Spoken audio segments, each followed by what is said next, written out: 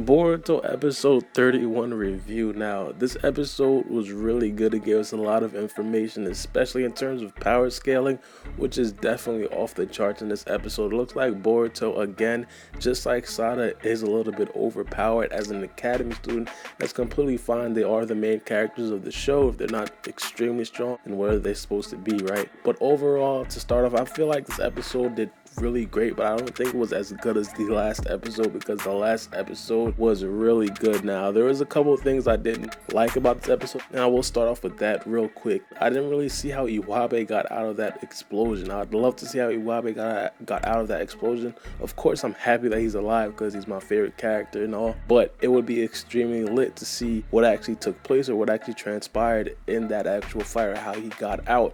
And I'm pretty sure they didn't really show us that, and I really hope they will show us that in like a flashback or something. Another thing is I want to see what happened to Bunten. As you guys know, Sada and Bunten were really fighting, and then they both were extremely exhausted. I strongly doubt that Bunten died, so I want to see what happened to her as well. And out of like the 7 Mist Swordsmen, she probably has the biggest fan base out of them, and a lot of people want to know where she is, what happened to her. Is she going to really be dead, or she's alive and she's just sitting there and Sada just left her alone? But those two things, that's really the only things I had problems with.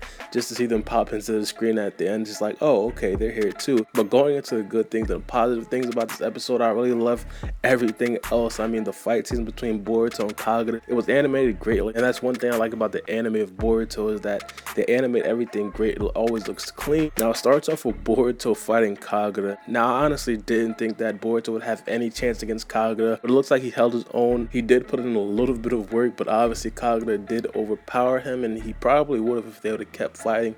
Boruto didn't use the Kage level Talk no Jutsu, and I've been saying this for the past week that it was going to come down to the Talk no Jutsu. If Boruto didn't have that, Boruto would most likely die. He let Kagura know that he didn't really have to follow his grandfather's footsteps in Yagura, and I'm pretty sure a lot of people understood that that was the main tactic that Boruto was going to also use. But one thing I was really excited about, or really interested in, is Boruto's taijutsu, and he really used a lot of jutsus to amplify his taijutsu. He used some wind style jutsus. Now, in terms of jutsus, it wasn't as complicated as what Sada versus Bunten were using, because they were just using lightning style, and there was a lot of variations of jutsus there. But in this one, his jutsus really just amplified his taijutsu. I think that right there is going to be Boruto's strong suit, much like Naruto. And it's kind of funny because I thought he was going to use the Rasengan. Obviously, I know he didn't learn it yet. We kind of seen a spiral formation around his hands, and I was like, wait, is he really about to use that? But it turns out it was just another jutsu to amplify his taijutsu. Shizuma and Kagura talked more about their ultimate plan, or why they were doing the revolution. A lot of people feel like Kagura is a poorly written character, and I kind of agree with them in a certain sense. But if you look at it in his perspective, I feel where Kagura's coming from. I understand. He feels like he's supposed to be one way and everybody else is another way, and something's wrong with him, and somebody comes along and says, nothing's wrong with you. You can do exactly what you want to do with me, and that's someone with Shizuma, and Kagura just wants to make that person happy. And because he felt like that person gave him something to look forward to when everybody else treated him differently.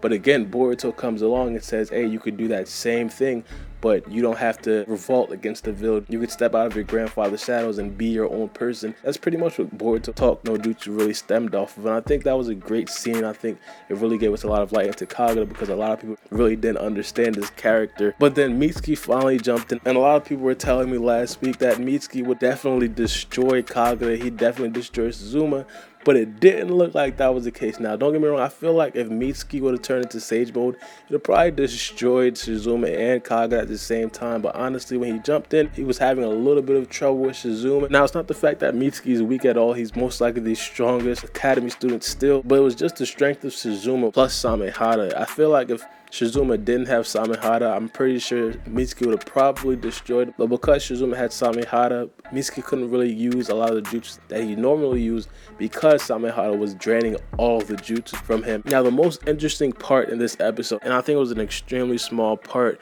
was when Boruto got his Dojutsu, or he got a flicker of his Dojutsu. Now, I will make a full video on this, and I'm going to explain why it came about and why it's there and how it popped up in the first place. But a lot of people are really interested about that, so I will talk more about that. But to wrap it up, I think this episode really met a lot of people's expectations. This episode really had high expectations, especially coming from the episode that Sarada was featured in when she fought Bunta. So this episode, I feel like it was great. I feel like it was one of the better episodes in Boruto. Probably not the best, as I said. It probably doesn't beat the last episode, but I think it matches it in a good way, mainly because Boruto was in it. But the last episode really had a lot of variations. It was really more complicated. That's why I really like the last episode more. One thing I really want to ask you guys is, who do you guys think is stronger, Sarada or Boruto? I will give my answer to that in one of my upcoming videos. If you guys don't know, at the end of a lot of important arcs, I did this at the end of the new arc. I always do a power scaling where I give the top 5 academy students at that certain time. I did one at the end of the New Age arc, and if you guys want to see it, you guys can look that up and see what I actually thought about the academy students back then. I'll most likely do one of those videos to let you guys know how I feel like the academy students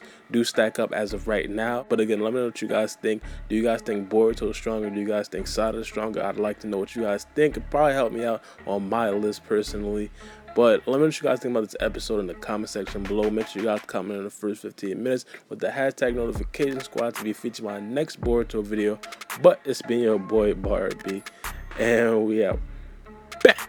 For my city, I'm the youngest nigga reppin', oh my god, if I die, I'm a legend, oh my god, if I die, I'm a legend, I'm a first.